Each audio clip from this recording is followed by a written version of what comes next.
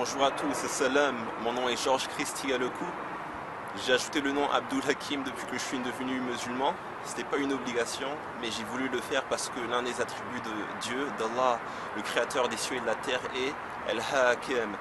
Et vu que l'un de mes souhaits est aboutir à une certaine sagesse, je voulais m'attribuer ce nom, donc Abdul, le serviteur, Hakim, du sage.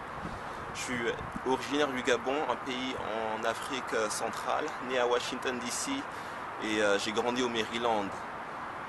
Ici au Québec, l'une des questions qu'on me demande souvent, comment ça se fait que je parle français? Tout d'abord, le Gabon est un pays francophone et mes parents ne voulaient pas que je perde l'héritage de la langue. Donc à un jeune âge, ils m'ont mis dans un système éducatif francophone. Au niveau de mon background religieux, j'étais chrétien, principalement en raison de mes parents. De temps en temps, je partais à l'église avec eux, avec mes frères et ma soeur. Je partais aussi au cours de catéchisme. Mais en tout cas, pour moi, c'était un peu difficile. Tout d'abord, essayé de me comprendre un peu parce que l'école, déjà, je ne voyais pas du tout, disons, l'intérêt, pourquoi étudier. Donc imaginez un peu mon niveau d'écoute lors des cours de catéchisme. Pour moi, déjà, l'école, c'était plus un moyen pour passer du temps, voir les amis. D'ailleurs, peut-être le seul cours de catéchisme qui m'a vraiment intéressé, celui sur les 10 commandements. Pourquoi? Parce que ça coïncidait avec les valeurs au fin fond de moi. Il ne faut pas tuer, il ne faut pas voler, donc disons pour moi, j'ai beaucoup apprécié.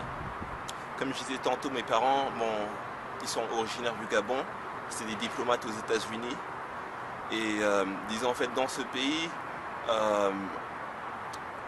malgré le fait que je suis né là-bas à Washington, je me sentais jamais vraiment chez moi.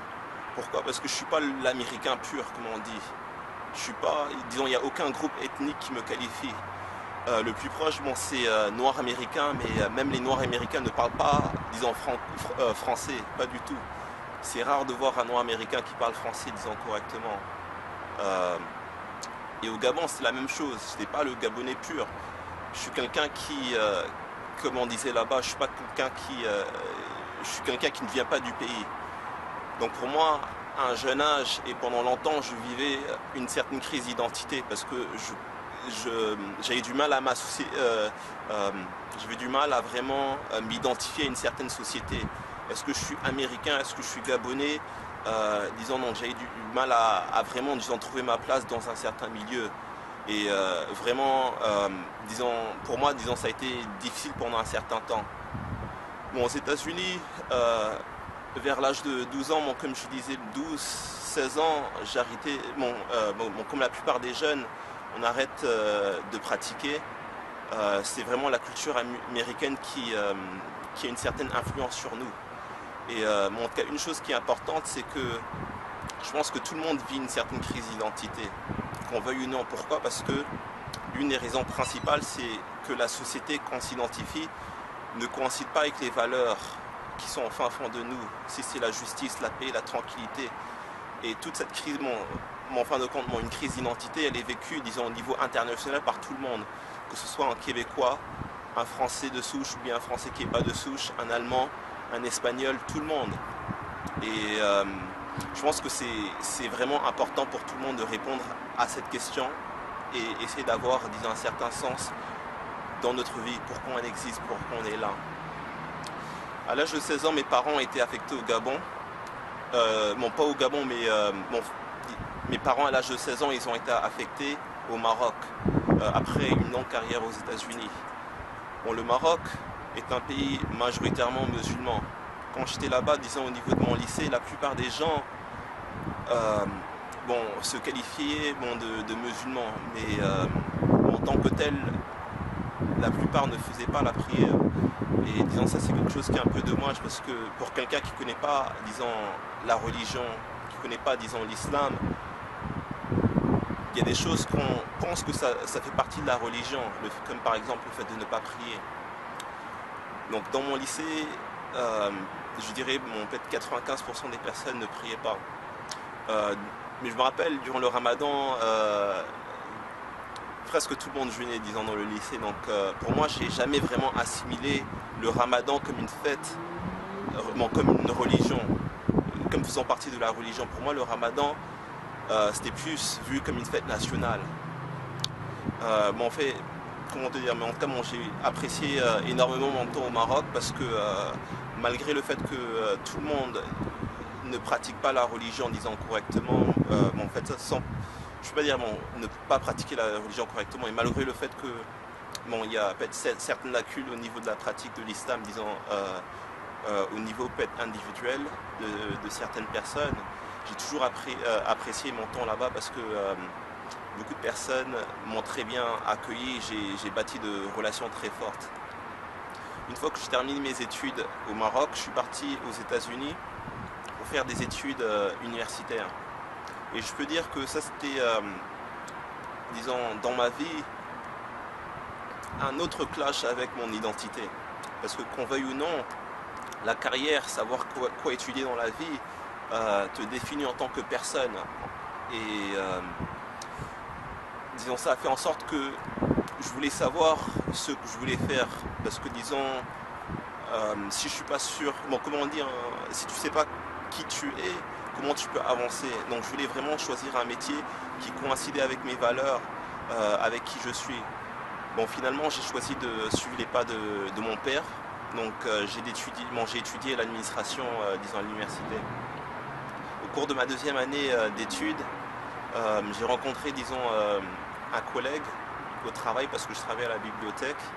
Et lui, bon, c'était un musulman qui retournait, disons, à l'islam. C'est-à-dire qu'auparavant, il menait une vie qui était, disons, assez difficile.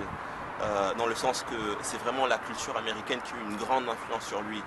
Il fumait, il ne faisait pas ses prières, il buvait de l'alcool, malgré le fait qu'il avait une connaissance au niveau de la religion. Mais tout ça ne l'a pas prévenu parce que la culture, comme on dit, peut être néfaste pour un individu.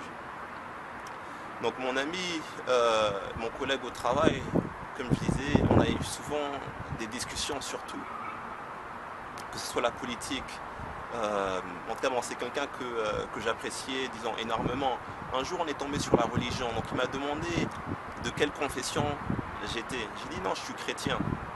Il m'a demandé un moment, explique-moi un peu, disons, plus sur le christianisme, élabore un peu pour que je puisse comprendre. J'ai dit non, moi je crois en Dieu, je suis chrétien. Non, mais vas-y, explique les détails. En tout cas, pour moi, j'avais pas une bonne compréhension de la religion, en tout cas du christianisme. Déjà parce que si c'est auparavant, moi je ne suivais pas en cours. Et même au niveau de la notion de Trinité, il m'a demandé de définir et j'ai eu du mal à lui expliquer comment Jésus est le Dieu, le Fils de Dieu, bon, le Saint-Esprit aussi. Bon, toute cette notion-là, il y a beaucoup de pasteurs qui ont du mal. Donc quand il me posait ces questions, ça laissait énormément de doutes dans mon cœur et je comprenais, disons à l'instant même, que je ne connaissais pas le christianisme, je ne connaissais pas la religion et je ne pouvais pas lui mentir. Mais bien sûr, je lui ai caché la vérité. C'est-à-dire que bon, je ne lui ai pas dit que je ne comprends pas ce que tu me demandes, mais je ne répondais pas. Bon, le temps fait en sorte que, bon, suite à ce questionnement, suite aux discussions qu'on a eues, bon, le frère il a pris du temps à me donner un pamphlet avec un CD. Et il insistait sur le fait bon, que je lise, disons, ce document. Donc je me rappelle la première journée, il me disait Georges, est-ce que tu as lu le document que je t'ai donné? Je disais non, je ne l'ai pas encore lu. Deuxième journée, même chose, est-ce que tu as lu le document? Non, je n'ai pas lu. Troisième, bon, je me suis dit, bon, vu qu'il insiste, je vais lire le document pour qu'il arrête de me saouler un peu, parce que, disons, ça devenait un peu trop. Donc je me rappelle, je suis rentré chez moi, j'ai ouvert mon sac, j'ai ouvert le pamphlet, j'ai vu la définition. Un musulman, c'est quelqu'un qui se soumet à Dieu, Allah, dans la recherche de la paix. Juste en lisant cette définition-là, ça m'a touché. Parce qu'il y avait une connexion qui était directe avec le Créateur. Quand j'ai vu d'autres définitions, l'islam, c'est la soumission à Dieu dans la recherche de la paix. Un musulman, c'est quelqu'un qui se soumet. Ça aussi, ça m'a frappé. Le lendemain, mon travail, on s'est vu. Il m'a demandé, bon, le document, est-ce que tu as lu? Ouais, j'ai dit, bon, effectivement, je l'ai lu, c'était très intéressant. Il m'a demandé, non, mais le CD, est-ce que tu l'as écouté? Donc, même chose, bon, vu qu'il a insisté, je me suis dit, bon, je vais écouter le CD pour savoir ce qu'il en est. Je me rappelle, je suis parti dans la salle informatique de l'université où j'étais. J'ai écouté le CD, c'était The Purpose of Life par Khalid Yassine. Donc, dans ce CD, Bon, le conférencier, dans un premier temps, il explique comme quoi le monde n'est pas créé au hasard. Par la suite, il explique l'importance des religions dans la vie. Parce que beaucoup de personnes vont te dire je peux faire ce que je veux. D'ailleurs, en philosophie, je me rappelle, on définissait la liberté, c'est faire ce que je veux sans nuire à autrui. Mais le problème avec cette définition-là, c'est que si tout le monde définit la liberté, c'est-à-dire que si moi je définis la liberté comme je la conçois, toi aussi tu la définis comme tu la conçois, est-ce qu'on est vraiment libre? C'est-à-dire que ta liberté peut me nuire, donc ce qui fait en sorte que, disons, la notion elle est incorrecte. Par la suite, le conférencier, il explique, bon, il donne une analyse, disons, comparative des différentes religions, le christianisme, le judaïsme. Et une fois que j'ai écouté ce CD, en tout cas pour moi, ça m'a frappé et j'ai trouvé, en tout cas pour moi, une certaine vérité au niveau de l'islam, parce que pour moi, j'ai vraiment ressenti que c'était un message qui était authentique et qui coïncidait avec les valeurs, c'est-à-dire que je suis là parce que je me considère soumis à Dieu, pas n'importe qui, et je cherche une paix et le bonheur pour tout le monde, c'est sûr. C'est sûr que suite à ce cheminement-là, j'avais, bon, si vous voulez, une certaine lumière dans mon cœur. Mais le lendemain, le frère, il m'a demandé si j'étais prêt à faire le prochain pas. C'est-à-dire que, est-ce que j'étais prêt à vraiment, disons, accepter l'islam comme religion. Donc le prophète, sallallahu alayhi wa sallam, que la paix et bénédiction soient sur lui, il disait, bon, ce que tu reçois dans le cœur, il ne faut pas avoir peur de le dire par la bouche, puis le montrer par les actions, par les gestes, par la façon de faire, par les actes. Donc c'est sûr qu'une fois que j'ai lu le document, le pamphlet, bon, l'islam c'est une religion qui n'appartient pas à n'importe qui, donc c'est vraiment une soumission totale à Dieu, le Créateur. Donc je me suis dit, bon, dans mon cœur, il fallait que je l'exprime dans la bouche. Et le frère, il a un peu, il m'a montré un peu l'importance, parce qu'il m'a demandé, bon, si j'étais prêt à prendre le prochain pas. C'est-à-dire qu'il y a un cheminement. Donc effectivement, j'étais prêt et c'est là où j'ai fait mon témoignage de la foi et j'ai dit Ashhadu an la ilaha illallah wa ashhadu anna Muhammad Rasulullah. Voulant dire, j'atteste qu'il n'y a aucune divinité digne d'adoration que Allah et que Mohammed est le dernier messager de Dieu, d'Allah, le créateur des cieux et de la terre. Et Mohammed, bon, bien sûr, bon, en fait, Mohammed, c'est quelqu'un qui est venu, disons, après Jésus.